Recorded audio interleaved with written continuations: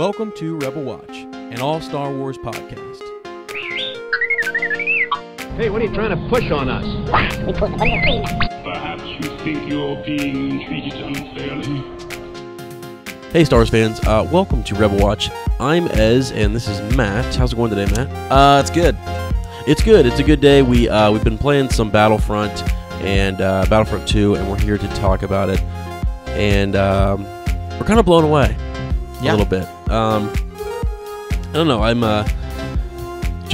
we went back and we watched some of the cutscenes and just tried to see really what happens there at the end. You know, when Kylo is interrogating Del, so much happens actually. So sorry, I have a little bit of a cold today, guys. But let's talk about one of the big topics we want to talk about today is what is Project Resurrection. We just got done talking about that. Who are Rey's parents?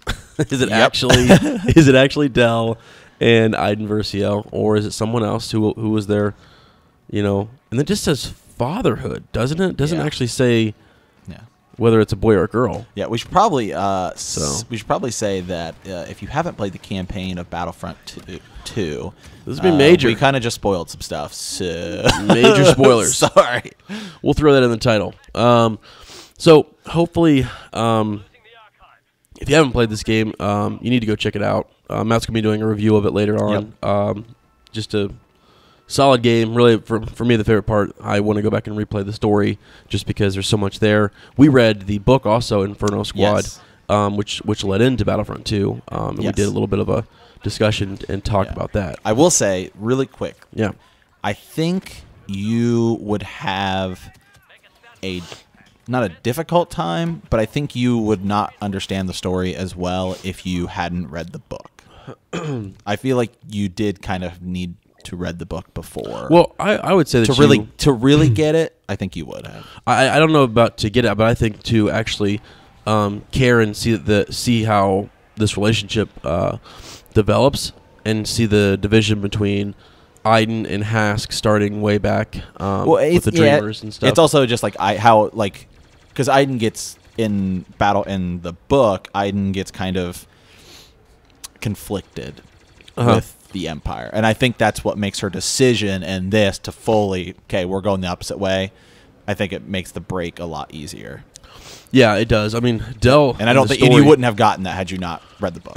I mean, her break in this is pretty big, though. It's like her home planet Vardos is being. I mean, I think what happened in the book was kind of minor compared to what happens on Vardos. Her own people being killed by Operation Cinder. Now, Meeko ends up going and meeting Luke Skywalker, and that was a big thing. You know, that was sort of really what changed him. He found the Force and faith and things like that. So. But it does. I mean, Inferno Squad gives you a deeper appreciation for the story and basically the, sort of the chemistry between the Inferno Squad members. Right. And just what they're going through, their internal conflict and what have you. Because really what this story campaign added was their relationship with Leia and Han. Yeah. And then Luke and other, Lando and what have you. So that was crazy. I mean... just to kind of see how they, flipped over to the Rebellion and started flying in X-Wings instead of TIE fighters. Yeah. So, well, also the relationship between Iden and her dad, right there at the very end where he's just going to go down with the ship because, again, in the book, we see more often, we see a couple times where he... he's more of a father figure. Right. Whereas we only see that once in this at the very, very end. So again, I think you would appreciate it better having read the book. But I mean, most people haven't, and so I'm sure most people haven't going into it. And so I think Battlefront did they did a good enough job. It was okay. Yeah, just to present the story. And I mean, because right now what everyone's talking about is the ending of this. Yeah. It's like, holy smokes, And actually what it does is it makes you want to go back and read that book. Yeah, now I need to skim through it again. And yeah, I mean, because you want to know more about these characters. And I think the reason why this could have major implications, or there actually could be a connection to Rey or someone else. Again, do they say a daughter? Yeah. He does say a daughter, doesn't he? Yeah. So at the very end of the game, Basically, the campaign takes you through. The campaign starts when Return of the Jedi ends, essentially, and starts with the Death Star exploding, which is how the book starts. The book starts with the first Death Star exploding. Yeah. Yep. And so she's kind of, that's where they're kind of like, I can't believe this happened again, and kind of takes you through their story, and then we run into, it's all about kind of the after the Empire, what's going to be set up, what's the new plan going to be, that then we start to get into Palpatine's like contingency plan, which we've seen a little bit in Aftermath. And yeah, you saw some of it in Aftermath. Really, in Empire's End, we learned a lot about the contingency plan, and now we're calling it Operation Cinder, based upon the game. You know, we got to see one of those red sort of sentinel sign of kind of things. You know, that was has Palpatine's face in it, speaking to Admiral Versio. Would not speak to Iden though. Yeah, I mean, Garrick Versio is his name? Garrick Versio. Yeah. Yeah, so she wasn't authorized. Right, wasn't authorized. So this is like a top level. I mean, some of the most loyal of the loyal, which if you read the book again, like Matt said, you would consider Iden one of those people. So it's kind of a shock that she, you know, maybe wasn't, and you kind of wonder if her dad didn't know that she was a little bit conflicted and had some, you know, maybe he foresaw some of that. But you're right. So we talk about Operation Cinder. Where is it going? And kind of takes us through. It leads us all the way up to the Battle of Jakku. Battle of Jakku. That's right where it ends. Yeah. But so along the way, some of the things that happen, I think, that kind of pertain to the bigger Star Wars story is Del Meeko goes to Pilio, where this is right when Operation Cinder starts. Iden has her task. Del Meeko has his. Del Meeko goes to Pilio, where he's going to find one of the Emperor's observatories, right? Or basically like just a lab. like he's basically his little storage shed, right?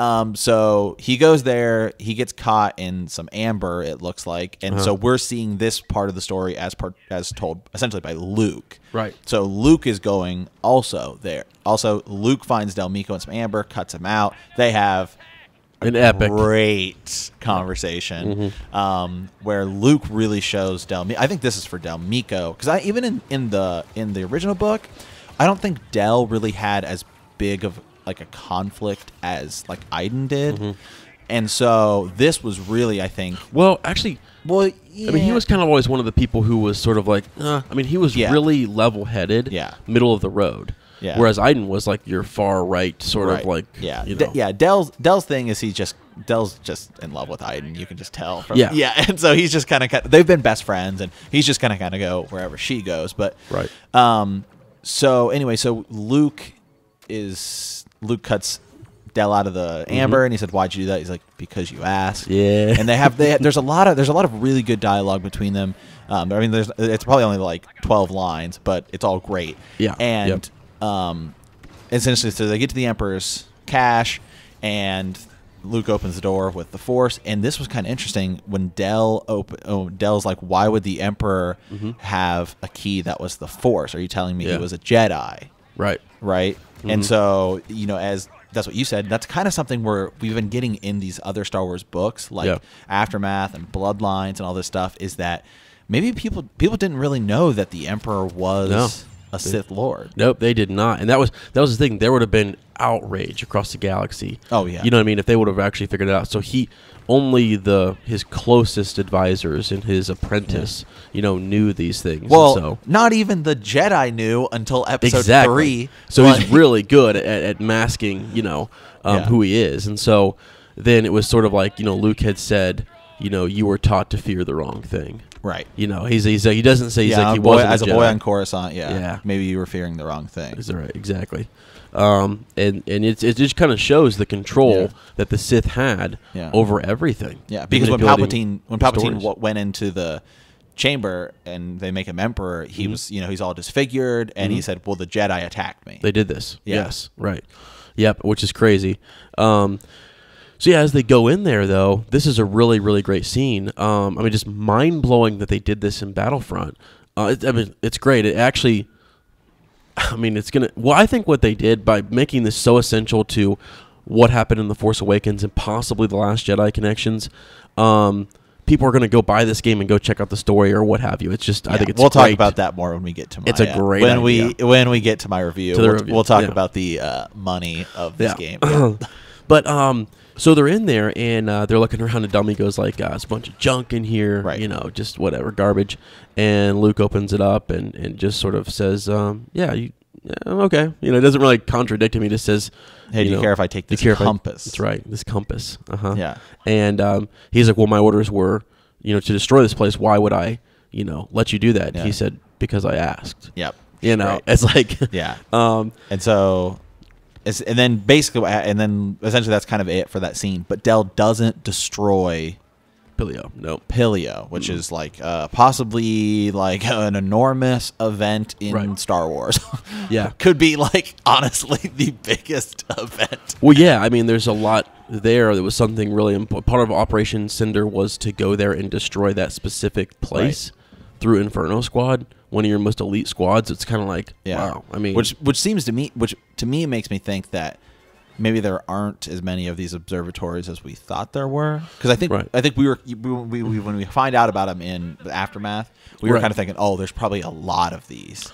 I'm kind of thinking if you're going to send an Inferno Squad to do it, it's probably not that many. Right. It's probably a handful. I mean, yeah, there's still several, but I was thinking like hundreds. Now I'm thinking I'm thinking like 10. Like under 10. Yeah.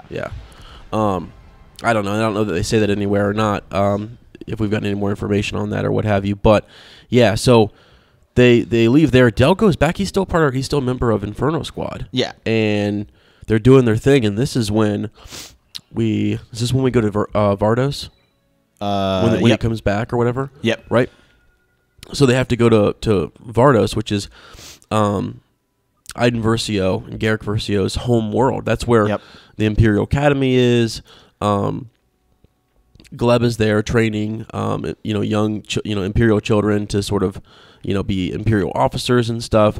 And they're going there with these satellites to destroy it or to cleanse it, essentially. And if you, in Aftermath, in Empire's End, they talked about with Gallius Rex and Palpatine, his idea that they're playing a game of chess or something, and if the Empire, this grand Empire, is not strong enough to defend their own Emperor, then they need to be cleansed, and then we need to just wipe the board clean, flip it over, and start anew.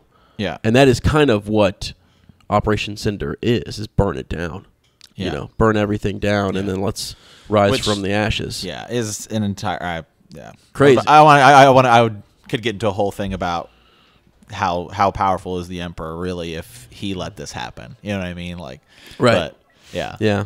I mean, well, the crazy thing is that he has a contingency plan, for his own death. Yeah. And because he sees things in the Force, and I think one of the things he saw was perhaps his own demise. Right. And so he sets off this contingency plan, which is just crazy. Right. And you were talking earlier, not to get into Project Resurrection. We'll get there, because don't forget this. Yeah. He has the power, apparently, from Plagueis, right? Yeah, to resurrect. At least we think he does. That's what he tells Anakin. Or save those, Because remember, there are still people that think that Plagueis or Palpatine is actually the father of Anakin, like you through the Force, right? You know what I mean? Right. Like it's possible. And something else, real quick, is we always think about like Luke and Yoda using the Force to like meditate and see all these things around them and like try and see the future, but we never really think about like the Sith studying the Force. Yes, but they're doing it too. They are. Yeah, and they just have a different perspective. And I think Palpatine is the one who, like, he senses things in the unknown regions. He senses a power out there, which he just briefly kind of touches on, and then he's also sensing or having visions of his own future. Yeah, like to me, like Palpatine and Yoda are really like probably very similar. It's just they have different, objectives. Right. Yeah. So anyways, Vardos is being bombarded and destroyed, and essentially, and like they're sent. Inferno Squad's sent in to get out Gleb, who basically later on we'll talk about.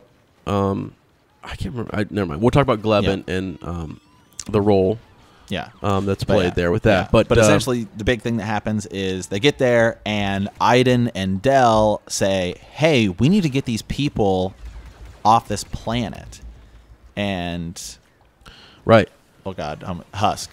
Yeah. I almost want to call him Hask. Well, Gideon Hask. It is Gideon Hask. Yeah. Yeah, Husk right. is the Yep. I know. I kept calling him that when I was playing the game. So Hask says, "No, our only objective is to get Gleb. Like, forget these people." And then we kind of have this back and forth between Iden and Hask, and Hayden's like, "Our goal is to protect the Empire. These are Imperials," and he's like, "Well, we're building a new empire." Yeah. Yeah. And you can see right then and there that this old empire is not worth fighting for, and it's being destroyed. Yeah. So my question is, how much do you think Hask knew? Do you think Hask knew more? Well, remember he was kept back for a private conversation. Yeah. Remember he was sent from the Corvus over to talk to Garrett Versio. So yeah, I think he definitely was prepared. I think he was sort of like, I need you to prove, it's time for you to be commander. Right. And I think you can, like you said, in Inferno Squad, in the book, you can start to kind of see at the end of that book, Gideon disobeyed her orders, was really just ruthless in a sense, and didn't have that moral compass that like Iden was just all about. They truly believed they were fighting for a good cause, and they were trying to protect the citizens of the Empire. I mean, not much different than your clone trooper or your I don't know, just when you look at the Galactic Republic, and how if the Jedi are defending those citizens, they're the same citizens. They just changed name. I mean, it's the same systems and stuff. So, and again, like in Bloodlines, you see this when God, what's his name? Oh, wait a second. You talking about oh my gosh, Castarfo. Yeah, Castarfo, when he's talking to Leia, he's got all these Empire relics. Yes. Again, the Empire, probably living in the Empire, may not have, it was just life. It was. And it was just like, for a lot of people, probably, like, their life didn't change that much. Right. And Castarfo was, really, you get down to, I mean, gosh, man, I can't even going to throw you a softball like this, but you get down to how power, like, what was it called? The Great Compromise in our country here? Oh, yeah. And whether the power where's the power at? Is it in the central government or is it in our states? Oh, yeah. That's exactly what was going on in Bloodlines, which is why I think like it. Yeah, you have the political battle, like the centrists and the populists. That's right. And stuff like that that's going on. And I mean, yeah, it is. It's just a different take on it. It's where do you want the power? And I think Leia was pushing for systems need to be able to protect themselves because we don't want something large and tyrannical like we had before. Well, the problem is who was leading that, because Thrawn says in his in the new Thrawn book that came out, he's watching the Emperor, and right now the threats that he knows that are coming, that the galaxy will face, the Empire was most equipped to combat it. And it was really just like, he goes, the Emperor will not always be there, and he goes, I want to be around when we rise a new leader, and it's sort of like, whoa. So yeah, I mean, it's just kind of a neat little thing. But back to Vardos, I mean, they Hask basically is about to shoot Del Meeko. Yep. You know what I mean? And so Iden shoots him in the leg, and then that's where the great split happens. Right. And then basically Iden and Del save as many people as they can, get off that planet, and then they kind of, how do they end up with Lando? Does Lando capture them, or do they just kind of have to go to him?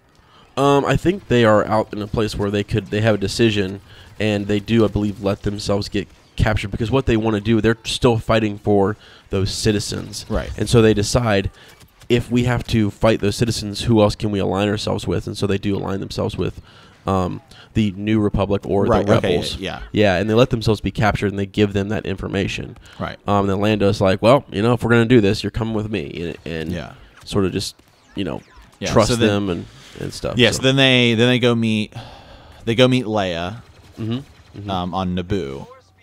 Yep. And then, which is sweet. That's a sweet. And then we get a Padme reference. finally. I've been calling for it for a What long did they time. say about Padme? With the big ion thing, it said the queen put this in before the the whatever. Okay. And it was like, okay. We finally get an episode 1 and a Padme reference. Thank you. I've been asking for it for a long time. So I just think she's this huge character, and everyone just like, well, whatever. I know. I'm glad that they're back to Naboo and helping out there. So and that was it's Palpy's home world. Yeah, it's Palpatine's home world too. It's like it's crazy. It's where he came from, so it's a big deal. Yeah. So anyway, and then she says, "Hey, go find Han." Right. Yeah, and then they get we get some Han and Maz on Takodana, and then that guy. God, what's his name? The guy you have to the guy who has the map. Yeah. Well, he has the intel. Wookiee. He's got intel on the Wookiees. Right. Yeah. Mm-hmm. Yeah. Yep. And he works with him or whatever. That was kind of like just a side. It was like a short side mission, but the interesting thing that guy said was he was like he was running all these like crazy numbers in his head. He's like a super math expert, but he was talking about how it was costing the Empire so much to fight the rebels. Which I just thought is interesting because that's actually like what's happening a lot in like, and this is totally weird, but like if you look like what's happening with like Israel and like Hezbollah and stuff right now, like Israel has this crazy missile defense system, right? And like Hezbollah can just launch rockets that cost them like a couple $1,000s or whatever, whereas it costs Israel like hundreds of thousands to like shoot those down. Yeah, and so it's like bleeding them, dry. Wow. And so I just thought of like, so that like really that was probably honestly the bigger thing which really caused the Empire to collapse. Yeah, because I mean, just because the Emperor leaves, it's still a huge organization. Like you have to think about like how did this galactic empire fall apart, and it was costing them too much. Well, and the other thing handle these rebels because the rebels were winning. Had they been able to snuff it out immediately, okay, whatever. But this war has been going on for years and years. Right. Well, that's a really good point because Thrawn also brings up in his book, he says, we're putting all of our eggs in one basket. He goes, you're building this Death Star. We should be building the Imperial fleet. Yes. He goes, because if that is destroyed, and it can't patrol the whole galaxy. You know what I mean? It's like, and do you know what's funny about that? Remember in the Robot Chicken Star Wars, the one with like Vader and Palpatine, where he's talking about like when the Death Star blew up. And he's like, it blew up. He's like, do you remember how much that cost? And it was like, like you had 2 Death Stars, right? Yeah, 2 blow up exactly. Like, I know, because the prequels kind of tell the subplot of the prequels is they kind of tell the story about the Death Star being built. Right? Yeah, right. Mm-hmm. And so it's like that took years and years and years. How much resources was that? Right. Yep. And if you haven't read the Thrawn book, it goes into all the different iron or the metals that were being harvested and things in the black market, and how the Empire was sort of like allocating funds and stuff for this project. And once Thrawn found out about it, he was sort of like, bad idea. How did the rebels afford? Well, their stuff? Yeah. I don't know. I mean, it was a lot of, you had, again, actually part of that when you looked at, I forget his name, Night Swan, in the Thrawn book. He was doing a lot of different black market stuff where they were smuggling some money. Like they would sell things to the Empire, but then they would buy it back from dirty people on the black market. Also, you just had different systems who had their own money. You know what I mean? Systems themselves that would just, kind of like you had the separatist systems who just separated. You also had that with the rebels too. So guys, this is why Ed's the expert. He does all this stuff. No, I mean, no, I don't know. That's just years of listening and reading and watching. Okay, so keep going. So keep going forward. We already kind of talked about the end of the game, the regular end, where we get to the Battle of Jakku. We skipped over some stuff. So when we got to Bespin, they're just running a couple missions. That was an interesting one, I thought, where you have, Iden took out essentially in a cloud car 3 Star Destroyers. I know, so sick. Yeah, that was cool. That was fun. But that was like one of those side sort of. It was but again, it just goes into missions. It just goes into like really bleeding the Empire. I mean, how much of those Star Destroyers? You know what I mean? Right. And stuff like that. And that is kind of what a lot of the rebels, I think, just got lucky a lot. and able to pull off these like small little missions. It's also a good tie back into episode 5, in that the Empire took over, Bespin in Cloud City, and used that facility. So it was kind of cool to see that again. Yeah, and so then essentially we get to episode. Well, they go to find Hask. Yeah, or actually he is. Remember, it's in the battle of. Is it Hask they go to find? You remember? And then he leaves. Okay. Yeah. Which mission was that? Do you remember what planet? I can't remember. Okay. Yeah, they actually go. Yeah. You go somewhere with Lando too. Yeah, you go to with Lando. You go to Sullust, where they're doing the thing, and Lando shuts down their facility there. Their facility. And then I think we pretty much it kind of just goes to Jakku. Right. You're just running a couple small little missions here. Right. And there. Yeah. So then you get to Jakku, and then that's where things get really crazy. Right. Iden blows up like the Emperor's ship, wasn't it? Where you have to plant the charges. Oh yeah, that's just one of the downed like I don't know. I can't remember if it was a Star Destroyer or not, but she just, it was just one more thing that they had people pouring out of that were like the ground battle that was happening. Yeah. She went in there and just sort of planted those charges just to blow it up, set off a chain reaction, essentially. Yeah. Because you were going back and forth between like ground battle, back up to the air, back and forth. It was sick. And then eventually they spot her father's ship. Yep. And so she races onto it. Well, and before that though, she has to fight Gideon in the air. Yeah. And that's where she shoots him down. Remember that? That was hard. She doesn't kill him, but she shoots him down. Yeah. So, and she goes toe-to-toe with him, which was cool. Meeko is actually back on the Corvus doing his own thing. Yep. And then, you're right, she's on the actual outside of the ship, like, fighting her way. Yeah, which was flying. Sweet. It was pretty cool. It was cool, yeah. So she, is on the outside of the ship. She runs in, talks to her dad, and then we finally get that moment again where we saw this a couple times in the book. This, I think, was the only time we saw it in the game, where he basically tells her, he's like, go. He's like, just leave. He's like... Get out of here, live a better life than I did. Right. Which is great. And for the people who didn't read the book, at the end, so in the book, Iden has to pretend to be like a turncoat. Rebel, a turncoat. And basically, her mom, the whole deal with her mom, and she can't tell her mom that it's fake because it's all over the news and everything. And then her mom ends up dying. Yeah. Yeah. And her mom was a little bit disappointed, but still loves her. But then at the end, before she passed away, Garrick Versio actually... Her dad, told her and let her know. And then she was, proud of her. Let her know. And that was really, the big moment you get from him. Yeah. And there was one moment at the beginning where the first Death Star blows up, and then she ends up making it back, and they thought she was dead. But Yeah. But so, we do... So then again, we do get even these people in the Empire, have...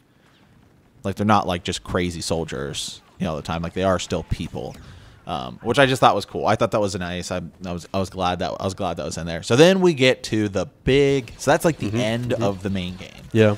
Then it looks like the credits are about to roll, and it says decades later. Yeah, decades later. Wow, this was huge. And then we actually see Kylo Ren and some First Order troopers dropping down on Pilio. Yeah. And it's all told through it starts and it's Del Meeko's being tortured by Kylo Ren. Yeah. I was just saying he drops in there and then Gleb comes out and he's you're right. He's like, where's the prisoner? Yeah. And then he goes in and you said, he kind of does. You get to kind of see what it's like, I guess, inside of Del's mind while Kylo's trying to extract the information. Right. And he basically says he's basically going through past events, right? That you kind of played in the game. So they're tiny, short little sections, and you're just Kylo Ren, and you're just killing Force stormtroopers, right? Whatever. And Kylo's basically learning about Del, and he's so then this is where things get real crazy. So first they talk about he's like, I want the map to Skywalker. Yep. He wants the map, and he wants to know where. He's like, where did Lor San Tekka take it? Yeah, he says the old man. The old man, but then later on he actually says Lor San Tekka. Yeah, he does. Yeah. So this would be I'm thinking this is immediately before Episode 7. Mm-hmm. Yeah. Yeah, I mean it's pretty. It's just it has to be in like a year or two maybe. Yeah. Before it, and you go through this back and forth, and you learn that he's talking about how Iden changed him for the better. And then that's what he mentions. He says, he's like, Iden changed you. Your daughter changed you. Yeah, and that's all that's the only line about it. Right. But it does raise some very interesting and peculiar questions. Yeah, Del Meeko has a daughter, and it looks like he and Iden are kind of hooking up there at the end of the Battle of Jakku. And in the book, you can tell there's something between them. Yeah, you can. He's the first one up making coffee in the morning. He just it's kind of, and like she says that they've been friends for a really long time. Yeah, and they seem to be really friendly. Yeah. So yeah, they. As that interrogation is going on, you learn that he has a daughter, fatherhood. He's kind of protecting the location of Luke Skywalker in the map and Lor San Tekka. I believe he gives a false planet. Yeah. I don't remember the name of the planet that he says. I hadn't heard of it. Starts with a B. It's like and so I hope that he he doesn't say Jakku, so no, he doesn't. But you know what I think he did? I actually think he knew he would have to go through that much torture, and I think he just resisted as long as he could, knowing that he was going to give a different name. Yeah. You know what I mean? Because that wasn't something that Kylo ever actually saw. He couldn't actually see that in his mind, and he couldn't actually pull that out. So maybe he never even knew, and it was sort of like, or maybe the old man is, Lor San Tekka is smart enough to know that if he's ever caught, I need to tell him I'm going here, but really I'm not. Yeah. Or maybe Luke knew. Yep. Well before, and Luke knew that he would meet Del Meeko, and then that moment would change Del Meeko's life. Right, maybe. Yes, all this has been foreseen. Anything that involves Luke being the most powerful and wise. Yes. I'm down with that theory. Me okay? too. Yeah. Me too. I used to always think, I was like, and it's just because, before Episode 7 and all that stuff, when it was just the prequels, I was like, how could Luke be the most powerful Jedi? It's just because when you think about it, it's like it's just him. Yeah, you get it's just him, and he had like 10 minutes of training with Obi-Wan. Right. But I don't know now, especially, Luke seems like he's pretty boss. Well, and it's like we got to see Luke in his early growing up, right. Just learning about it. You know what I mean? And the Force wasn't awakening in him. Yeah. He's more of your traditional, like, I don't know, like he was strong in the Force, but he had to learn it. He had to. It's not just like with Rey that it feels like the Force is teaching her and guiding her on its own. Yeah. So, anyways, a really interesting thing. So he kind of Kylo gets what he needs to get from Del and is leaving, and then back walks in Gideon. Yep. Hask is back there, and they're talking. And again, it's brought up again. You gave up being a soldier for basically love and fatherhood. Is what he says, is the word that he uses. And seems like Del is protecting Iden Versio, who's still out there, and kind of warning him, don't go after her. Yeah. It'll end bad for you. And it looks like then Gideon ends up killing, Del Meeko right there. And walks out and tells Gleb to, bury the bodies. And the crazy thing is that Gleb is still around, which is just nuts to me. That was a really important thing. I mean, she has to just be somewhat instrumental to this whole First Order thing, because, that was part of Operation Cinder was to get her out and her leadership. Is Gleb her? Yeah, it is. Okay. Yeah. Yep. Yeah, she was the. It's hard to tell some of these aliens. Yeah, I know. She was a future Imperial leader's military prep school on Vardos. So she's like the dark side Maz. Yeah, she's the dark side Maz. Yeah, been around for a while. But then it sounds like Gideon wants to leave the Corvus there as a trap. He's hoping Iden Versio will come back and find it on Pilio, and then he's gonna confront her. So maybe and we know that Del's been using the Corvus to just like run supplies. Cargo. Yeah. Cargo. Yeah. And it sounds a lot like maybe he and Han Solo might have had some run-ins together and stuff. So they became friends, and that's something we were going to talk about. Before we do this, because I forgot to mention this earlier, remember we were talking about Han Solo getting that information about Kashyyyk? Yeah. In Aftermath, he and Chewie go back and help. Yep, liberate. Liberate it. So that was really a nice little plug to kind of Yeah. see that he was working on that at Maz's castle. So yeah, I would say the story in this game in general. I mean, I'll talk about this more in my review, but I was actually really surprised at how good it was. Yeah. Like it's on it. Like whether you decide it's worth spending your $60 or not, I'll say this: if you wait a couple months, you buy the game for $20, right? You will not be disappointed by the campaign. Yeah, especially considering there was no campaign in Battlefront 1. Right. I honestly thought this campaign, like just the story they told, was really well done, and I liked it a lot. To be honest, I kind of think it's better than episode 2 and 3. Yeah, I mean, it was so. And episode 7. That's why, like, I think I had played it first, like not well. I mean, just the campaign. You'd wait until the weekend or whatever, till Friday, and I was just like, man, like I need you, I need Mike, I need people to catch up. I was like, I just want to jump right. I just want to jump right into multiplayer. Right. And so, because I was like, I want to wait. I want to wait. Until I had like the Friday off, so I was like, I want to sit down and play the campagn straight through. I don't want to break it up. Right. And the entire week, as is like, have you started the campaign yet? Yeah. I mean, like, it was super cool. So yeah, let's just kind of talk about this and piece it together, because is it possible that Del the daughter and Iden they have is Rey? You know, we before we started, we were saying it's possible that maybe they adopted.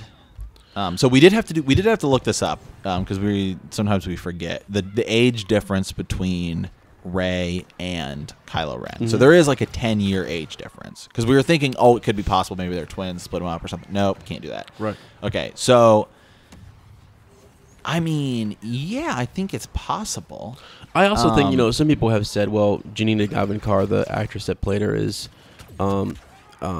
just her heritage and stuff would maybe conflict, or wouldn't make sense for her to have a daughter, Daisy Ridley. Right. Baloney. I actually think it still works out. You've got Del Meeko there, and he has this accent too. So even if they did have a kid, or even if they adopted, I could see him being the one who sort of like, maybe Iden is still doing things for Leia and still doing covert stuff, and then he gives that up to raise this girl and protect her, because his accent and her accent sort of like, they both got that British British accent. I mean, it's possible. I just would they do that in a Battlefront? I don't think they would, because they've downplayed who Rey's parents are now. They've really downplayed it.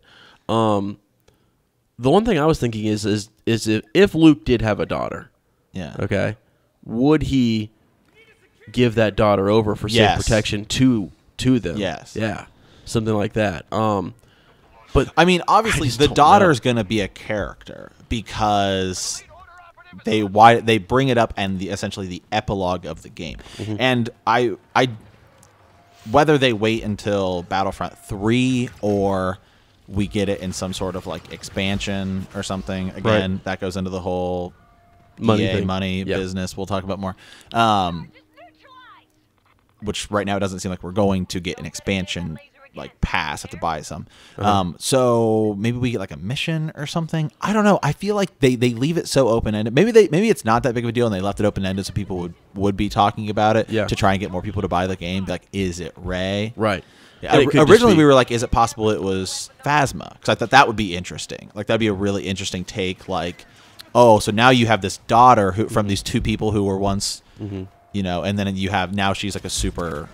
Right, and then I went back for the First Order. Right, and I went back and looked at like, so we were going over all the different things, and I said, when Empire's End, you actually see Phasma, and so Gallius Rax is still there, and that was the Battle of Jakku, so it's like she's too young. Yeah, can't be that. I mean, so because so let's see, so let's say at the earliest their daughter would have been born after the Battle of Jakku, right? Yeah.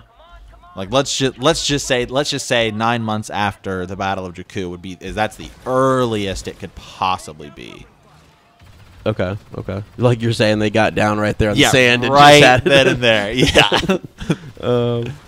Okay. Yeah. So the Battle of Jakku happens. Oh wow. How long does it happen after Return of the Jedi? See, what's funny is they always do things after the Battle of Yavin. Because they So they say though that it's been a couple of months. Mm-hmm. Like they say it's like 6 months, like when they were fighting for the Rebels. At one point where they're just talking about the missions, so we know it's probably a couple years after. It's at least I'd say it's at least 1 year after the Battle of Endor. Okay. Yeah, maybe. Yep. Gosh, I wish I had a timeline in front of me right now because they always go back to the Battle of Yavin. You have to kind of count how many. It's how many years is it between Yavin and Endor? The battles. It's 2 or 3, isn't it? Yeah. No, it's more maybe 3. Yeah. There's some time between one of those, whether it's 4 or 5, and then or 5 or 6. I think there's more time between 4 and 5 than there is between 5 and 6. Yeah. So, but we'll have to look it up. I'll look at a timeline here.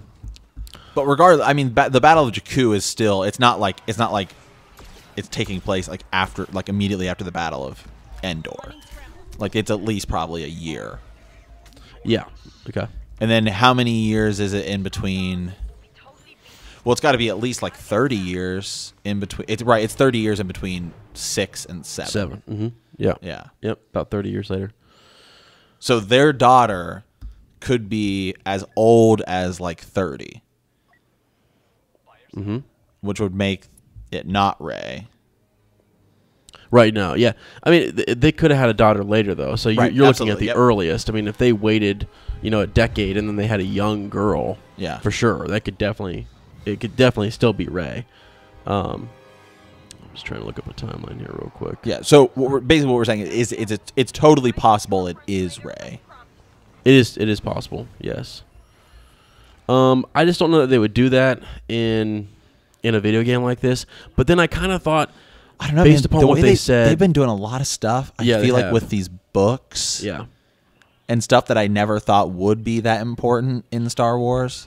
Right. And then again, keep in mind, this is Disney, the same company that's giving you tons of stuff about the Avengers in TV shows. So, right. So, just real quick for reference here, after the Battle of Yavin, the Battle of Hoth is 3 years after the Battle of Yavin. Okay. So 3 years in between 4 and 5. And they're saying Operation Cinder looks like it's 4 years after the Battle of Yavin. And then you've got 5. Well, Operation Cinder would have to be after.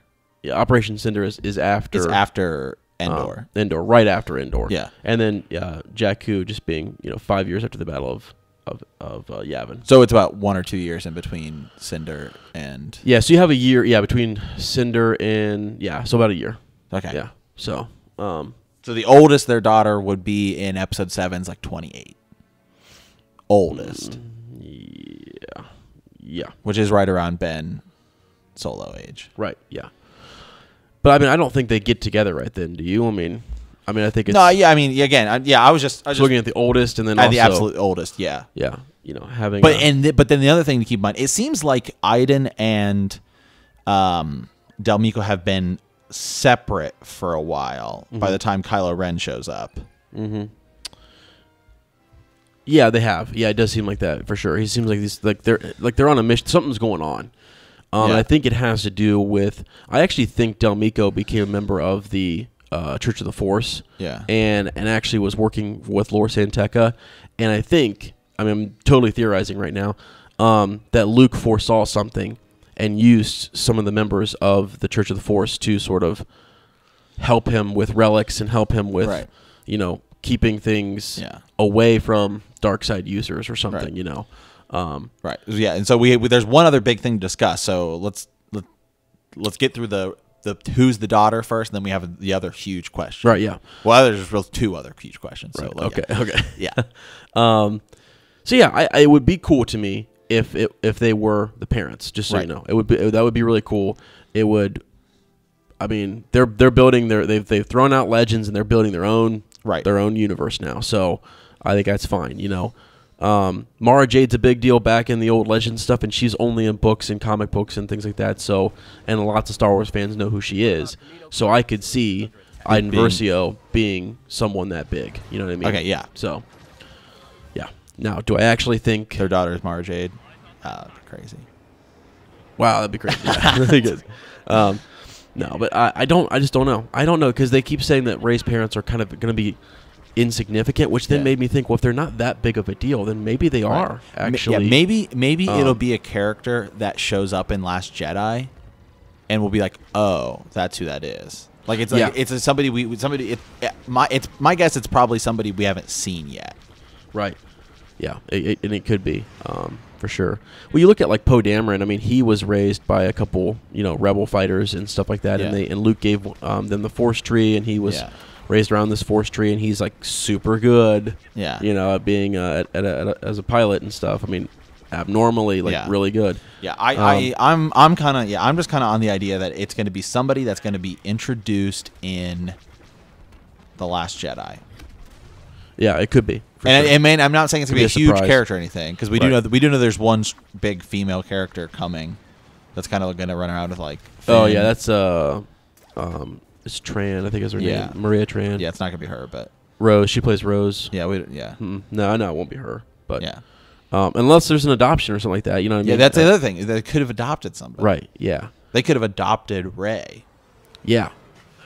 Yeah, they could have. It also could just be their child, too. I mean, so I don't know. Well, I don't know. I think that just the way they leave the epilogue, I think they leave it to where it's like, this is clearly something big. Yeah. Something bigger than just, oh, hey, we're going to have like an expansion later or something. Yeah. It's otherwise it would be not necessary. Like, you wouldn't even need to have had that. Well, it's weird because it's like it's more so Del is protecting the map to Luke Skywalker and Iden Versio, right. Less about him being a father. Yeah, but they threw it in there specifically. Yeah, yeah.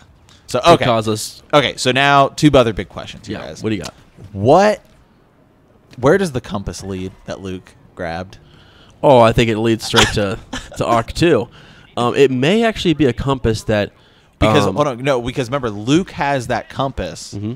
Well before he starts the Jedi Temple. You're darn right he does. Well before he starts the Jedi Temple. I think that compass may actually lead him to where he starts the Jedi Temple. Oh no, I actually think it may lead to different because do we know that he started in extended universe?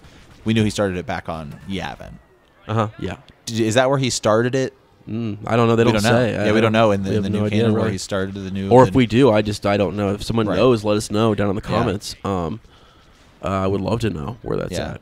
But I think we're going to find out this movie. I think we are too. But I think what it is a compass that maybe can sense force. You know how the cave. Remember the cave. It was you could sense and feel the dark side around it. You could feel this energy emitting from it. Right. I think maybe this compass might be able, like a compass is drawn to like the magnetic fields and stuff, as we learn in Stranger Things. Yep. Just so we're clear. Yeah. I think it may be drawn to something, like places that are strong in the Force. And so maybe that's what Luke is using it for, is to find these old Jedi temples. It's not leading him straight to Arc 2, but it is a tool helping him go from place to place. And I've often theorized that Ben Solo went with his uncle to a lot of these places and might have been manipulated along the way with Snoke, or Snoke was with them as well. I don't even know, So it's something that has definitely instrumental. It's instrumental in leading him to old temples and finding the Force trees or whatever it may be. Yeah. And it may have led him to a good place to start the academy as well. But then I think he might not even have got to Arc 2 until his temple was destroyed. Does that make sense? I think he was looking for other things first, and then this catastrophe happens, and then it's like it's all over. It's all done, and then maybe the compass decides now it's time to lead him to the first Jedi Temple. Let's go back to the beginning. Right. What do we need to do? I don't know. What do you think? I mean, I don't know. Maybe the compass is like a bigger key and it leads him to more of Palpatine's other. Maybe it's like it leads him to other observatories. Yeah, could or something. Because why would Palpatine have that compass in there? Right. If he didn't, need it for something. See, I think old Palpy might have used that to get around the galaxy himself. Yeah. He's collected really, that's the real question. Artifacts. It's not what does Luke use it for. It's what did Palpatine use it for. Yeah, I think he might have found a lot of the artifacts in the old. I mean, they wanted to destroy the Jedi, and I think when they did, though, the Jedi had powerful artifacts and relics and things, that, sometimes, and if you look back in the Old Republic, like they would build their Jedi temple on the top of a Sith temple, just because of whatever the Force being strong there or what have you. So, I think he went back there and he found some things that were important to him and to the Jedi, and he kept them, because they're related to the Force. So, where's that compass now? Yeah, I don't know. I don't know. Will we see it? It's possible. That would be crazy. Remember, these movies seem like they're going to be bigger about like relics and stuff like that. Yeah, and exploring the ancient nature of the Force and stuff like that. So I really am excited to see even if it's just sitting on a counter somewhere or in the wall of the cave. Yeah, that would be really cool. Yeah. Okay, so next question. Yeah, Project Resurrection. Yeah, I don't really know what that is about. It's mentioned by Gleb, right? Yeah. And Hask is kind of getting on her for not following through with it or something, or what was that all about? I mean, basically, he's just like just upset that the project's not finished. I mean, that's your standard triple. I mean, it's just when the Emperor says triple your efforts. Okay. Yeah. I mean, it's just one of those. I think it's just a. Yeah, the only thing that it says on the Wikipedia is that it was an operation that was supported by Gideon Hask of the First Order, discovered by Del Meeko, and after killing Meeko, Hask was asked by Gleb if the project was to continue as planned. Hask stated that it would not be that would not be the case, as their operations may have been compromised. Gleb responded by stating that they would relocate the Pilio operation and triple their efforts on Othala, I guess. Yeah. So, Project Resurrection is in. Okay, so let's talk about. We look at the timeline now. Again, it's happening decades later after the Battle of Jakku. Before Kylo Ren has already fallen. Ben Solo's he's Kylo Ren now. So it's perhaps a couple years before, maybe 2. Before The Force Awakens. Right. Because I think Ben Solo has been Kylo Ren for several years now. I mean, just so we're clear on that. But, isn't Bloodlines like 7 years before Episode 7? Yeah, and I think that's right around the time that I think he's maybe been Kylo Ren for 7 to 6 years or maybe 5. And because they haven't seen Luke in those years. Yep. So Project Resurrection. I mean, obviously Resurrection, bringing somebody back from the dead. Right. So who would that be? Now, here's a question, though.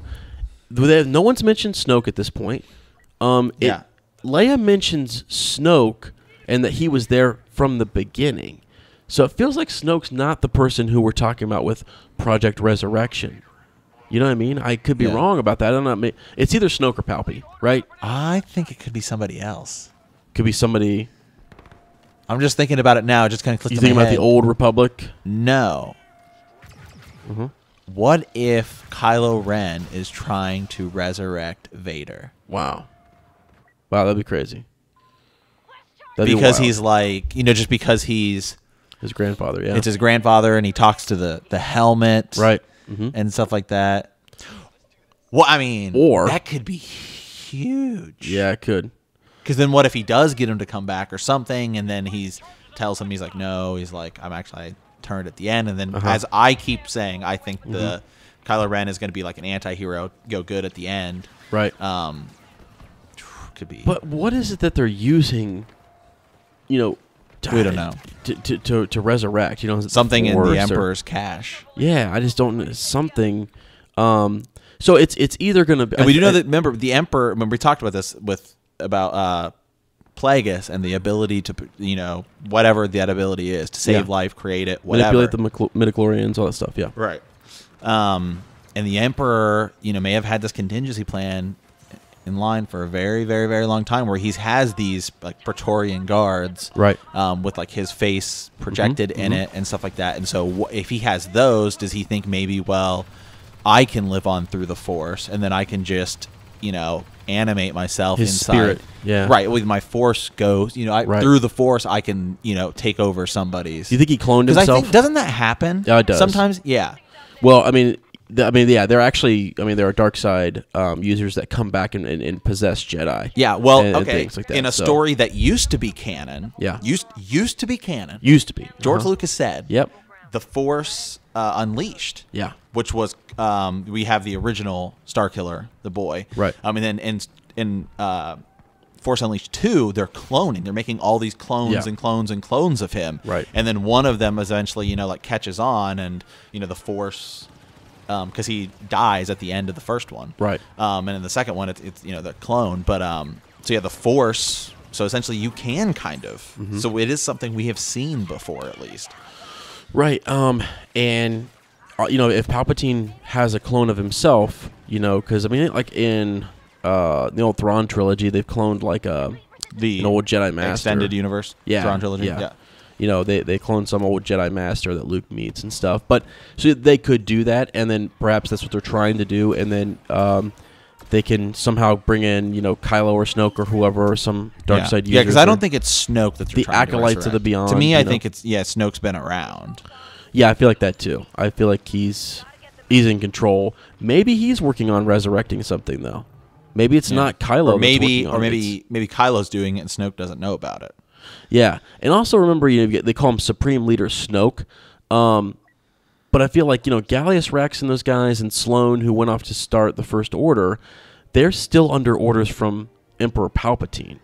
And, so, like, I think you're right. Like, it's either they're raising Palpatine again, because he was trying to create a new empire. Right. He was cleaning the slate. That's what Cinder was about. Right. And then he wants to, I guess then the contingency plan is that he would resurrect himself in control of this whole new empire. Yeah. And his spirit would then maybe come back. Why would, like, to me, it's like, if Palpatine's going to die, does... I mean, I know just because he's evil, let's destroy everything. But it's like, why would he have this plan after he's dead if he didn't think he could do something? Right. You're right. And I mean, I think like he probably, like Yoda, knows that you can see many different things, and the Force is always in motion, and the future, right. I mean, is always in motion, and it's hard to see. So, I mean, he definitely planned for his death, and I think that's really what this is probably talking about. I just don't think it can be Snoke, so I don't know. Nope. I think it's Palpatine. Although they do say, I mean, I've read, people are talking about Snoke possibly being Project Resurrection. The reason, but it was Snoke that persuaded Kylo to turn to the dark side. Right, and it seems now that he was already in the dark side. Exactly. And why would you still have Project Resurrection going on? But I get why people are saying, well, it's like he could be this old Sith Lord, or he could be Plagueis, or he could be whatever, who's been resurrected. But I just don't think. Or maybe the only way I see that being possible at this point would be if Snoke had somehow through the Force found Kylo Ren, got him started to doing, and then Snoke was just resurrected, like his body was resurrected. Like just before episode 7. His spirit was tempting. Because remember, Kylo seems to be searching the relics of Vader and all this stuff. So maybe he found him through a relic.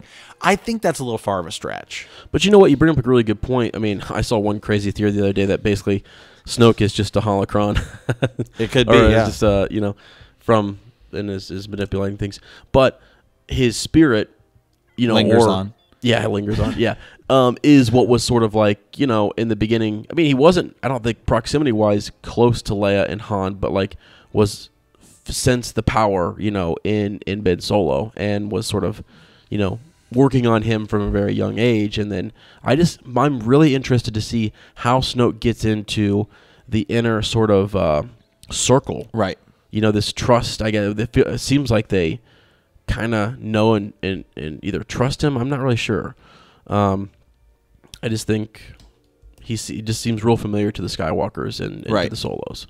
So, yeah. So Project Resurrection, probably about probably Palpy, or probably Palpatine. Some old Sith Lord. Darth Maul. Let's bring him Darth back Bane, again. Yeah. It could be any of those. Darth Jar Jar. Darth Jar Jar's out there. So, but yeah, I don't know. You got any other overall just thoughts on? I'll just say this. It's good. Yeah. I was very, very, very pleased by the campaign. I liked it a lot. I plowed right through it. It's told really well. Again, I think you would be better served having read, or at least read like a synopsis of the book going into it. Yeah. But I think it's about 5 hours in terms of like with gameplay. Yeah. So it's good. Not saying I recommend the game to everyone, but I will say if you just wanted to rent it and play the story, you'd have a good time. Fan, yeah.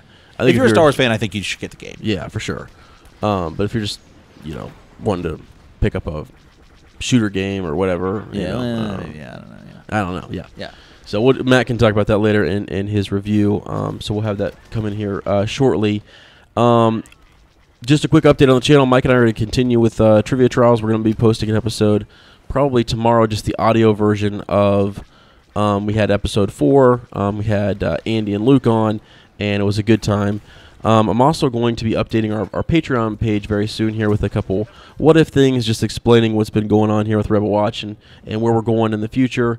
I'm also going to be doing some Darth Vader comic updates as well. We're a little bit behind on that, so I might just fly solo on that and get those updated and out to you guys, because a lot more has happened in those comics, and there's more of those, the temples and Vader's visiting different places, and I think that's really cool. They're building this universe, and it's a lot to kind of keep track of. So, and what's crazy for me is like I still have the old extended universe in my head, and I've literally had to make room. It's just so much. You've got to like make room for the new stuff, So I've been trying to immerse myself in that. And then I think we'll have some more trivia trials coming up in the weeks to come, and that's basically it. We have some more theories videos. I think Battlefront. There's other things. There was other like Easter eggs and stuff that we can go back and look at. Yeah, so we'll probably do some more of that stuff too. So, all right, guys. Though, really appreciate you listening. Let us know what you think down in the comments about Rey's parentage, project the Compass, Resurrection. What's going on there? Who's the daughter between Meeko and What Iden role Versio? could she play? And, all that good stuff, right? I mean, so yeah, just let us know down in the comments, and we'd love to engage with you and talk to you about what you think is going on. So stay tuned. We'll be back shortly, and as always, may the Force be with you.